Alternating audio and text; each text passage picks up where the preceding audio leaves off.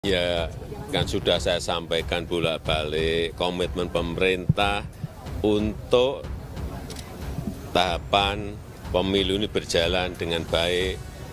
Penyiapan anggaran juga sudah disiapkan dengan baik. Saya kira tahapan pemilu kita harapkan tetap berjalan. Dan memang itu sebuah kontroversi yang menimbulkan pro dan kontra, tetapi juga pemerintah mendukung. Artinya mereka paling tidak mampu menggunakan celah hukum yang seharusnya tidak boleh dipakai. Mengingat kesadaran di dalam berpolitik, termasuk partai politik, termasuk partai prima, harusnya betul-betul di dalam berpolitik itu memahami hukum yang didasarkan pada konstitusi kita. Kalau dilihat data, teman-teman Temis itu sedang membaca data putusan PMH ya, selama 2019 hingga 2023. Semua ya, kecuali putusan YLBHI kalau saya tidak salah, semua yang terkait PMH itu dinyatakan tidak dapat diterima. Jadi kenapa tiba-tiba satu-satunya putusan ini tiba-tiba kemudian dilakukan proses persidangan? Yang menegaskan bahwa pemilu dilaksanakan 5 tahun. Jangankan sebuah partai untuk ikut pemilu memerlukan suatu syarat yang ketat. Kita mau masuk perguruan tinggi pun memerlukan suatu syarat yang ketat. Bahkan kita masuk TK, masuk SD juga memerlukan suatu syarat tertentu.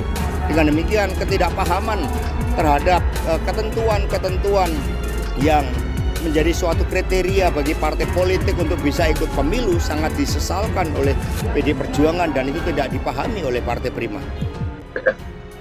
Dari 17 perkara yang berkaitan dengan PMH, ternyata semuanya tidak diterima oleh PN Jakpus.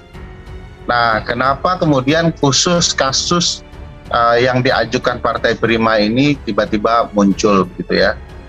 Nah, menurut saya mereka juga mengabaikan peraturan Mahkamah Agung nomor 2 2019 .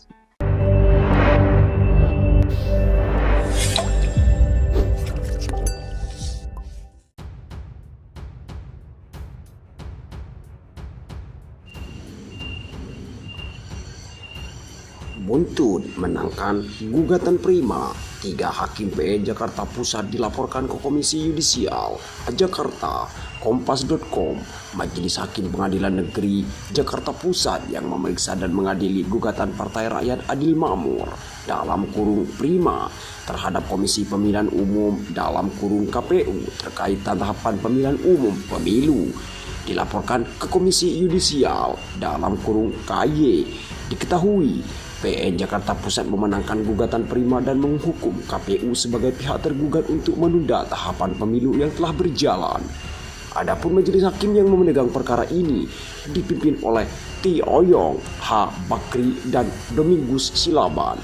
Laporan ke KY disampaikan Temes Indonesia Law Firm dan Perkumpulan untuk Pemilu dan Demokrasi dalam kurung Perludem. Majelis hakim yang memeriksa perkara tersebut diduga melakukan pelanggaran karena mengabulkan sebuah perkara yang bukan kewenangan absolutnya, ujar perwakilan Perludem Ihsan Maulana. Kongres Pemuda Indonesia menilai putusan PN Jakarta Pusat soal penundaan pemilu banyak kejanggalan. Ihsan berpandangan tindakan majelis hakim bertentangan dengan peraturan Mahkamah Agung dalam kurung MA nomor 2 tahun 2019 tentang pedoman penyelesaian sengketa tindakan pemerintah dan kewenangan mengadili perbuatan melawan hukum oleh badan dan atau pejabat pemerintahan. Oleh karena itu, dapat diduga majelis hakim yang memeriksa perkara nomor 750/G/2022/PN Jakarta Pusat melanggar prinsip kode etik dan pedoman perilaku hakim bersikap profesional, papar Ihsan.